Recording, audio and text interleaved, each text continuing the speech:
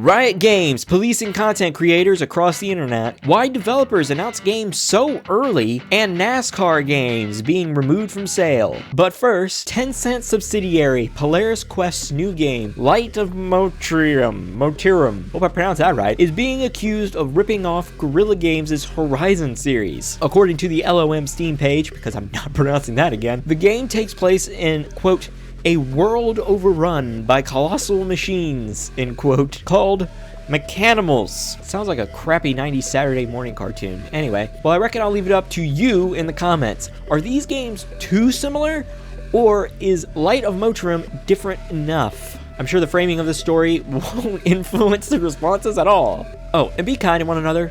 We're talking about video games, not nuclear treaties, so speaking of theft, but this time it's unquestionable. A Jonesboro, Arkansas eSports coach contacted police after one of his players used his credit card to make $1,056 worth of purchases on the PlayStation Store.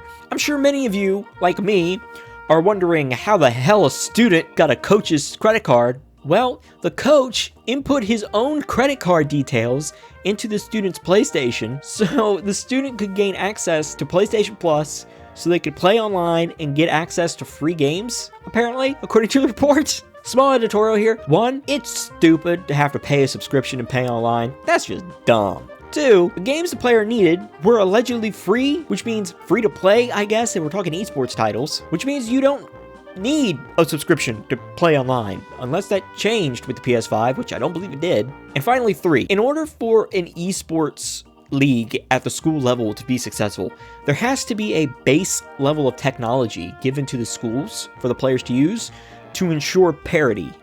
Otherwise, the wealthier schools that can buy the best technology and the best internet speeds will win almost every single time. Because in esports, the biggest asset you can get is information. And 300 frames per second of information will beat 30 frames per second of information almost every time. That's 10 times the information in the same time span. Calling all video game preservationists, Motorsport Games will be removing the NASCAR Heat Series, NASCAR Rivals, and NASCAR Ignition games, as well as their DLC from storefronts on December the 31st of 2024, according to a social media post from the developer. Later on in the same announcement, Motorsport did say that they were going to have promotions on all the different platforms, so that should help players and preservationists alike complete their collections and make sure they have everything from the games. 22N! What? 22N! Come on, guys! If you pause rapidly, you go faster? Oh my god, what? What the fuck? What the fuck? Yo, you literally like 1/4 words. I've never seen that in a video game ever. Moving on from ends to beginnings. I'm getting deja vu. Del Walker, a BAFTA member and former developer who's worked with Naughty Dog, Respawn Entertainment, Rocksteady, and Sega, has revealed why studios reveal games years in advance, and it's probably not what you're expecting. See, it isn't done for the marketing, and it isn't done just to build hype. It's for budget and recruitment. See, these early announcements are done to gain as much engagement and excitement from prospective players as possible. But the hype isn't the end game. The end game is to take the hype and the excitement and use that to put pressure, a little bit of pressure on investors so that they will give the development team a bigger budget so that the developers can make the game the way they want it to be. So essentially, it's a public investors meeting. According to Walker, studios also hope a large, well-received public announcement will attract, quote, artists, designers, coders, etc., end quote, to help make the game look